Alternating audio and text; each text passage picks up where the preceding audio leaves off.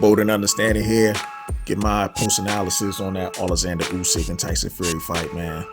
That was pretty much a good damn fight. I ain't even gonna lie. Going into the fight, I had no clue who was gonna win it.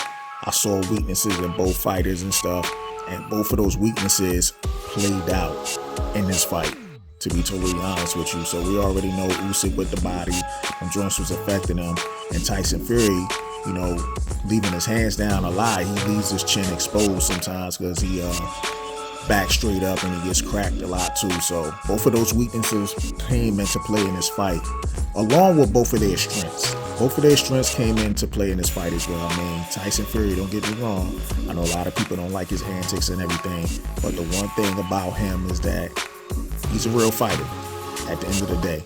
And so is Alexander Usyk. He's a real fighter as well. So, you know, they both utilize their strategy. But, you know, the crazy part about it is, like, from the beginning, you know, Alexander Usyk was putting a lot of pressure on Tyson Fury, you know, especially in the first few rounds and whatnot. Say the first 4 rounds he was pretty much the whole fight he was putting pressure on him. But Tyson Fury started to figure him out within the 3rd round.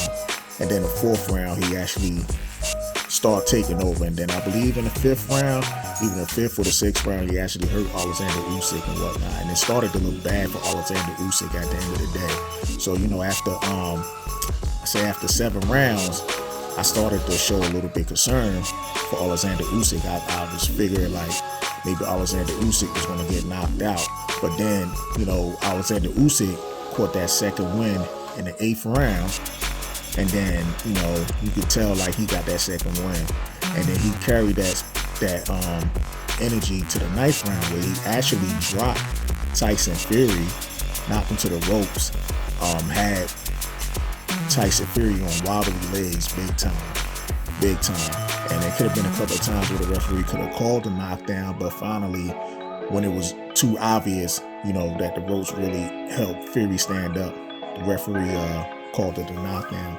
Now, I know some people going to say, oh, the referee should have stopped the fight. No, I don't think it should have stopped the fight. I mean, sometimes you got to look at the fight for what it is. I mean, around that same time, Tyson Fury was still winning the fight. But I believe that knockdown pretty much changed the game, you know, because by the time the end of the 9th round came, I actually had it a draw due to the knockdown. I had it, you know, Fury 5 rounds to 4 at the time, but that knockdown made the difference.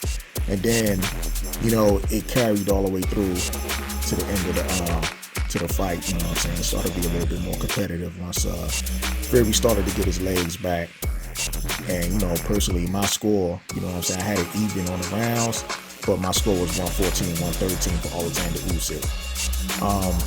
The one thing I do want to talk about is that a lot of Tyson Fury fanboys came out during fight week talking about he's the greatest ever, greatest of all time, and Fury was talking that mess too. Now, I can't really fault Fury for that because, you know, as a fighter, you want to think you're the best, you know, the greatest fighter of all time, regardless of the situation.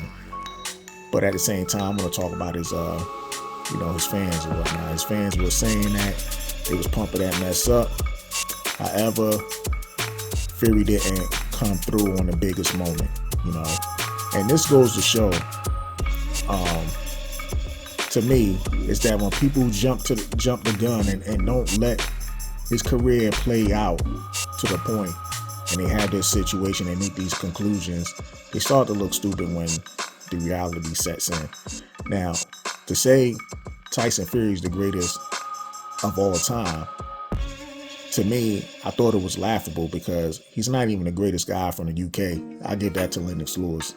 You know what I'm saying? So Tyson Fury is great, but he's just not the greatest ever, you know. But that's just my personal opinion at the end of the day. So I mean, that's how I truly felt about that. But I believe a lot of people also feel the same way, that he's not that guy. Now, like I said, it was a great fight at the end of the day.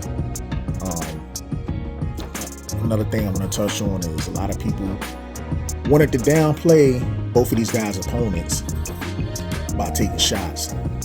You know what I'm saying? Like, people were saying, oh, well, Alexander Usyk was nobody, and AJ struggled with him, whereas though Tyson Fury, you know what I'm saying, he fought Deontay Wilder, and Deontay Wilder was that guy, you know what I'm saying? He was the best up there and whatnot. So they try to downplay Usyk at the end of the day.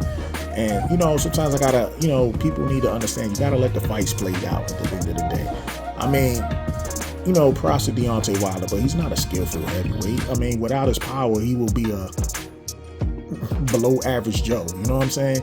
But his power is what really brings him through it. You know, being a heavyweight, that power always going to carry you pretty far at the end of the day. But anyway, congratulations to Alexander Usyk, who has now become two-time undisputed champion in a four-belt era.